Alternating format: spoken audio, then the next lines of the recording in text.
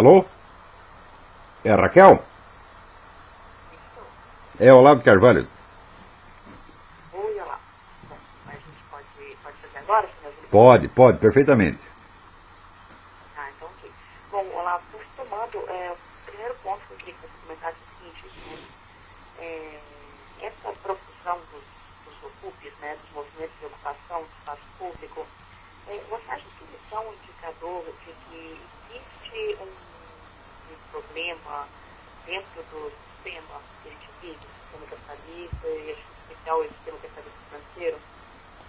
Olha, em primeiro lugar, não tem sentido a gente averiguar as causas de tentar averiguar as causas de alguma coisa, enquanto a gente não tem uma descrição completa da própria ação.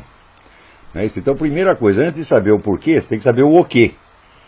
E o que está acontecendo exatamente pode ser rastreado pelas condições que possibilitam a própria ação. Então, em primeiro lugar, ninguém faz o que não tem meios para fazer. Então, uma boa maneira de você pegar a substância da ação é você ver quais são os meios utilizados. Ora, os meios utilizados, no caso, são enormes fortunas. Essa coisa custa, vamos dizer, esses movimentos custam assim, um absurdo. E quando nós rastreamos para saber de onde saiu o dinheiro, saiu dos mesmos grandes investidores contra os quais os movimentos protestam. Portanto, isso aí, tudo o que está acontecendo, se explica pelo seguinte fator. Só age quem pode agir. Então, quem tem os meios de ação, quem consegue mobilizar esses meios de ação, né, e, em suma, de onde vem o dinheiro. Né? Aqui nos Estados Unidos, praticamente, este movimento é financiado inteiramente pelo George Soros, o qual é um parceiro do governo Obama. Então, é o seguinte, os agentes efetivos são o governo, por um lado, e George Soros, por outro. No que eles estão interessados? Estão interessados em aumentar tremendamente o poder do governo central.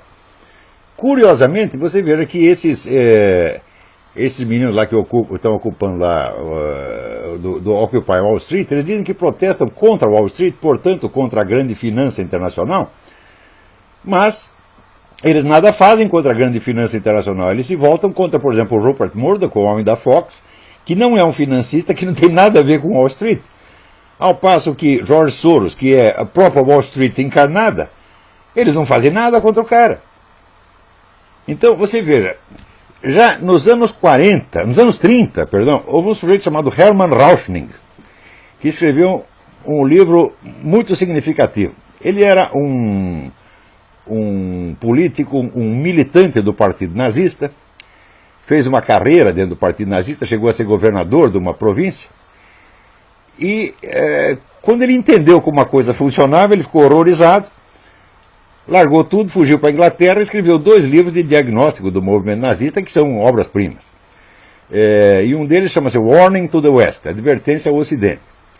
E ele dizia o seguinte, olha, o Estado moderno se tornou tão poderoso, a burocracia tão complexa, que as revoluções populares se tornaram impossíveis. De agora em diante só ocorrerão revoluções por cima.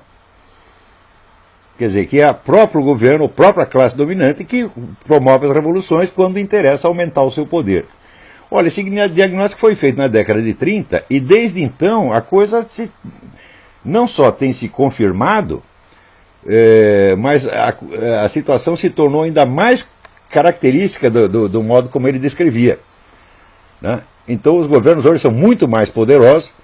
Você veja, hoje em dia você está conversando aqui e pode ter um sujeito do FBI que está gravando a sua conversa a 10 km de distância. Quer dizer, você não tem nem mais privacidade. Então, o Estado se tornou tão imensamente poderoso que só ele pode mobilizar massas para o que quer que seja. E é exatamente o que está acontecendo aqui. Quer dizer, o governo americano está instigando esses movimentos e, por outro lado, George Soros e outros financistas interessados em governo global também estão fazendo. Isso é mais uma operação para facilitar a formação do governo global. É somente isso. Não é nada mais. Agora, a verborreia anticapitalista, né, é só pretexto, quer dizer, um pretexto tradicional, repetido, mas dentro de uma situação que já não corresponde ao que eles estão aparentemente reivindicando. Não é isso? Então, por exemplo, se você fala da crise econômica aqui, fala, olha, Wall Street teve pouquíssima responsabilidade pela crise. A crise foi todinha montada pelo governo, inclusive pela turma do Barack Obama. Você já ouviu falar de Cloward e Piven? Não. Cloward e Piven são dois professores universitários que nos anos 60 conceberam uma estratégia para demolir a economia americana. Eles eram discípulos do Saul Alinsky, que também foi o mentor do Barack Obama. E a estratégia era muito simples. Eles disseram, olha, aqui a Previdência Social atende apenas 5% das pessoas que nominalmente têm direito aos seus benefícios. Então, se nós fizermos a campanha para todo mundo entrar na Previdência Social, a Previdência Social não vai ter dinheiro para atender os camaradas, vai se endividar, e um dia a Previdência Social vai quebrar, e quando ela quebrar, quebra os bancos também. E daí é o momento de nós tomarmos o poder. Isso foi aplicado, assim, milimetricamente. E funcionou. Quer dizer, a causa da crise é essa, botaram gente demais na Previdência Social, e então a Previdência Social quebrou, os bancos quebraram. Agora todo mundo sabia que isso ia acontecer. Já estava explicado com antecedência. Pior ainda. Para você, Olavo, a gente não tem uma perspectiva de mudança.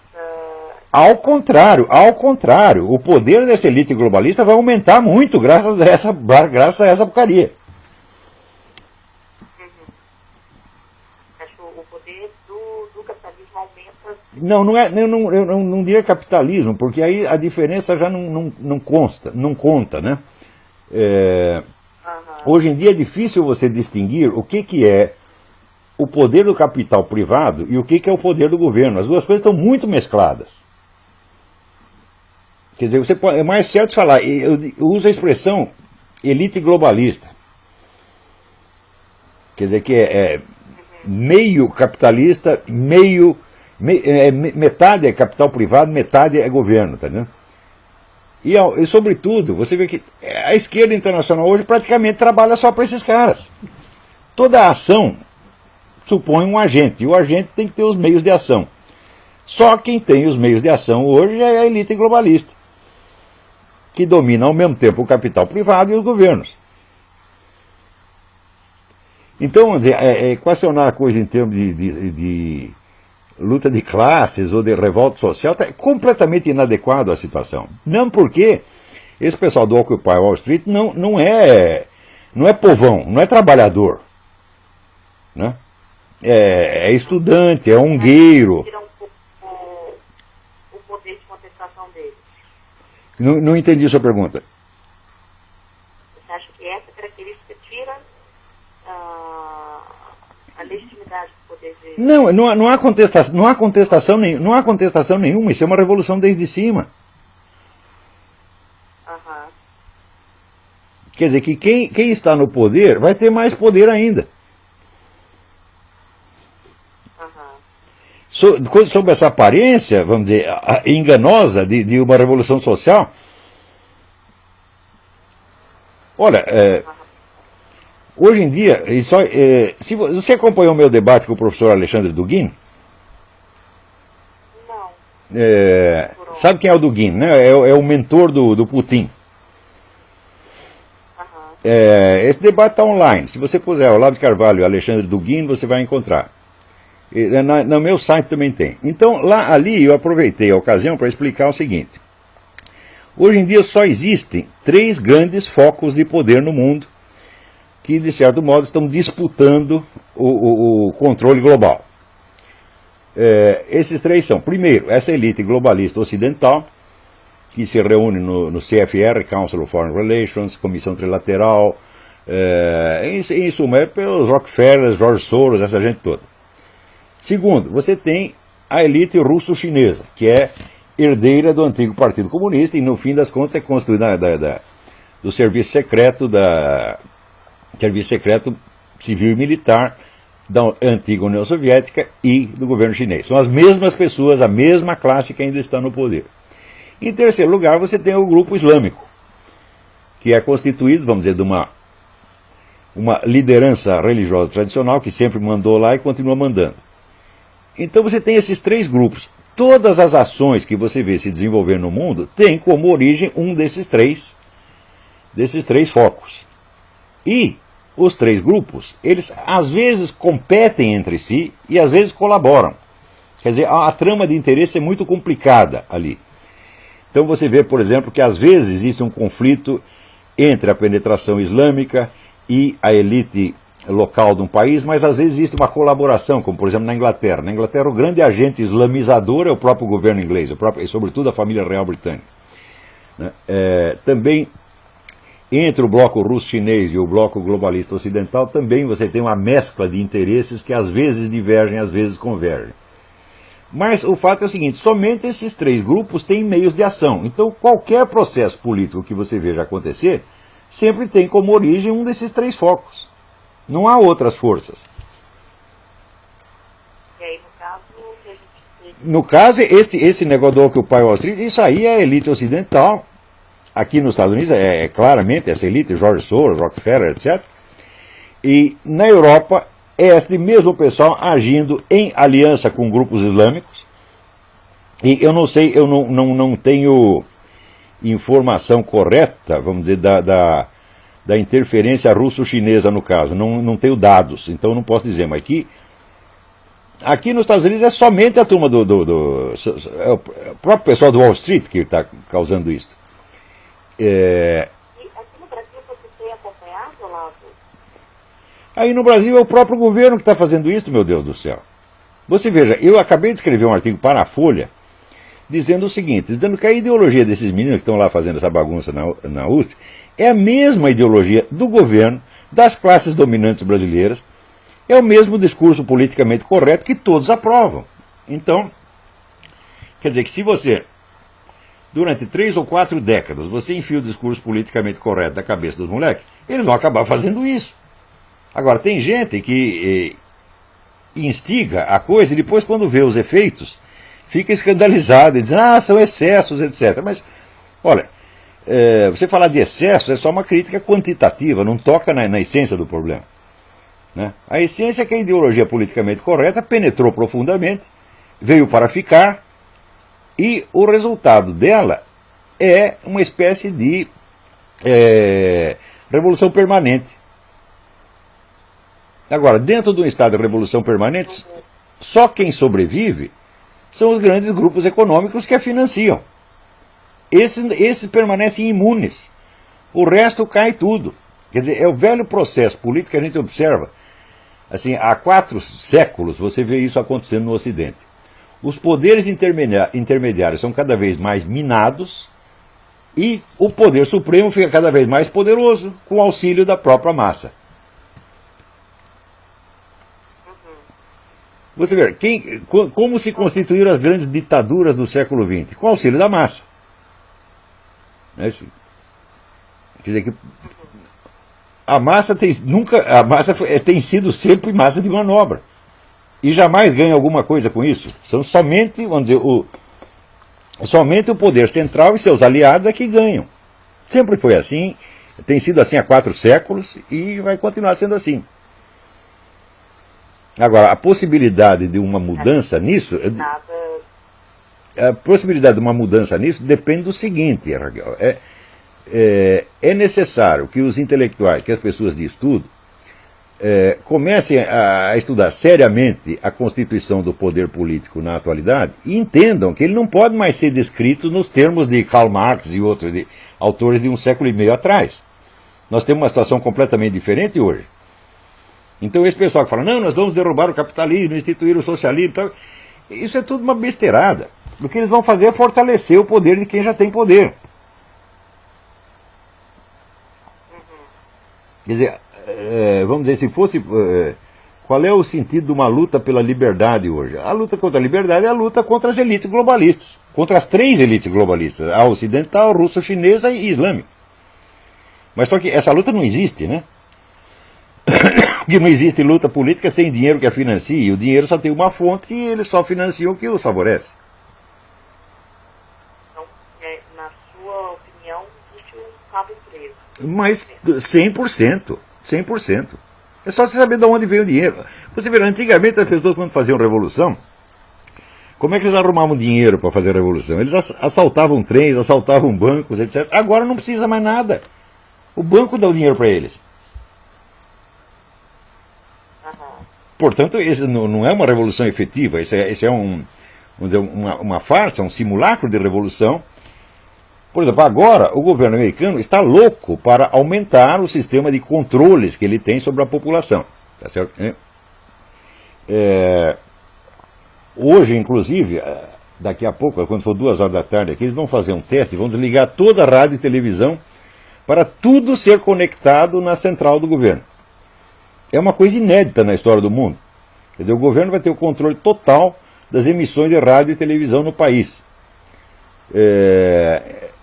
Outra coisa, hoje você tem projetos na ONU que dão aos governos, e especialmente ao governo mundial, que é centralizado na própria ONU, o poder de determinar assim, onde você pode morar, o que você pode comer, que escola seu filho tem que ir. Quer dizer, é uma ambição de poder monstruosa, como nunca houve. E esse pessoal está usando esses movimentos desse tipo para criar vamos dizer, um simulacro de crise e justificar a adoção de medidas cada vez mais controladoras, cada vez mais centralizadoras. De modo que os governos ocidentais, daqui a pouco, vão estar competindo com a União Soviética, está entendendo? Hoje você tem, já nos Estados Unidos, você tem meios de controle social que os soviéticos nem tinham pensado. Agora, dos pontos em comum, né, nos diversos movimentos que têm surgido, é justo de democracia participativa, né? Mas, olha, a democracia participativa é a coisa mais totalitária que existe. A coisa mais fácil é você controlar uma democracia participativa. Você vê o experimento que houve no Rio Grande. Eles faziam lá, né, orçamento participativo. Quem controlava o orçamento participativo? O mesmo partido que estava no governo, que era o PT. E se você pega, vamos dizer, a participação espontânea, entre aspas, né, eu digo, bom, quem colhe os militantes para levar nas reuniões? Tem que ter uma organização que faça isso, né? Porque mobilização espontânea não existe. Toda mobilização implica, vamos dizer, uma organização. Então, só quem tem organização e recursos para fazer isso é quem já está no poder. Então, se você faz orçamento participativo, quem controla o orçamento participativo é o governo. Tem muito mais... Agora, se você tem um parlamento discutindo a coisa, no parlamento os deputados e senadores têm uma relativa liberdade e tem meios de ação próprios, que uma massa anônima, né, colhida para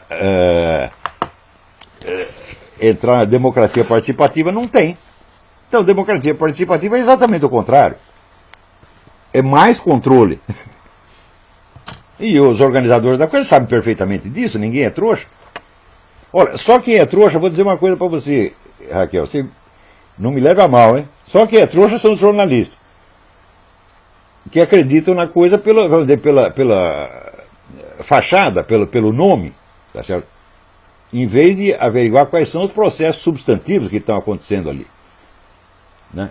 No Brasil, por exemplo, toda a nossa ciência social não passa da repetição de um discurso marxista, socialista de 50 anos atrás. Estou completamente deslocado da situação.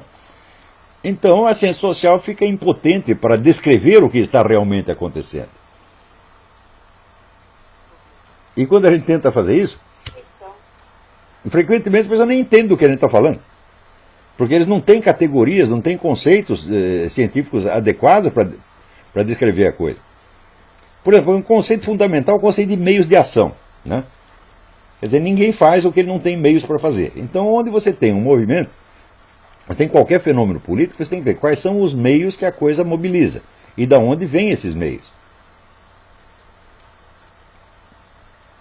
Mas se você perguntar, Bruno, com que dinheiro eles fizeram a Revolução Russa em 17? Bom, eles fizeram com duas fontes, dinheiro alemão e dinheiro de assaltos. Basicamente foi isso. Então, você vê que o Partido Comunista da União Soviética, de fato, ele não era um integrante do poder naquele momento. Ele era, de fato, um poder revolucionário. Porém, auxiliado por um poder do exterior, sem o qual não teria havido revolução. E no caso atual? Não, no caso atual, todos os recursos vêm de cima. Todos. Você vê aqui só quem tem. Sabe quem vive de contribuições populares aqui? A facção mais conservadora do Partido Republicano não tem financiamento de cima, é só pequenos contribuintes. Você averiguando, por exemplo, as fontes de contribuição partidária que tem aqui, vamos dizer, isso é um dado fundamental da história. Você vê que toda a esquerda americana recebe financiamento do alto. E do republicano, metade vem do alto e outra metade vem de contribuições populares. E esses que recebem as contribuições populares são os mais conservadores. Então, falar em revolução social, não, aqui só existe a revolução desde cima. O Hermann Rauschning, procure depois você pode, quando você transcrever isso aqui, você pode mandar para mim que eu corrijo as grafias dos nomes, né? Procure esse livro do Hermann Rauschning, você vai ver que ele tem razão. Todas as revoluções, desde a década de 30, são revoluções de cima. Quer dizer, é uma coisa horrível dizendo isso, mas é o que está acontecendo, é? Quer dizer, a perspectiva da liberdade no mundo, as perspectivas são horríveis. Você não acha que a gente consegue uma mudança? Mudança no sentido da liberdade maior? Impossível. Porque todas as correntes de ação que existem vêm das mesmas fontes e elas só estão interessadas em aumentar o seu poder. E é o que tem acontecido sistematicamente, é?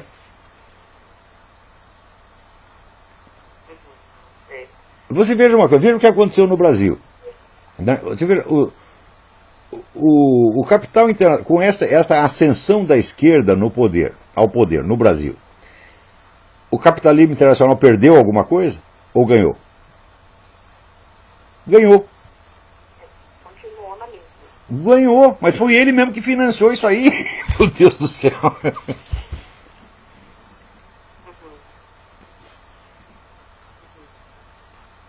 Quer dizer, olha, quem está no poder vai ficar e vai ter o seu poder aumentado. Agora, aqui nos Estados Unidos, a verdadeira disputa é entre essa elite globalista e o pessoal islâmico. Aqui também tem dinheiro a rodo e que, eu acho que metade dos políticos hoje são comprados por dinheiro árabe. É? Então nós dependemos de saber se essa elite globalista vai disputar o terreno com os muçulmanos ou se vai fazer uma aliança com eles. Isso é o que vai decidir o destino dos Estados Unidos nas próximas décadas.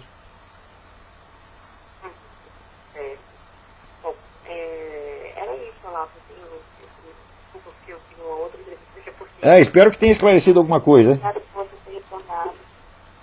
Olha, se você me passar um resumo da coisa, eu lhe agradeço, porque às vezes a declaração oral, você quando faz a matéria, você revisa a matéria, passa por um copy e desce, passa por um secretário de redação, e o entrevistado não, ele fala uma coisa assim no improviso, né? E eu acho que deveríamos ter o direito de rever o que nós mesmo falamos, né? Então, se eu puder me corrigir, eu te agradeço.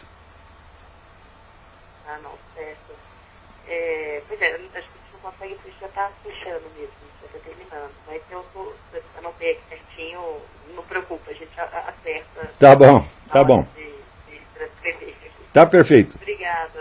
Obrigado a você. Um abraço. Tchau, tchau.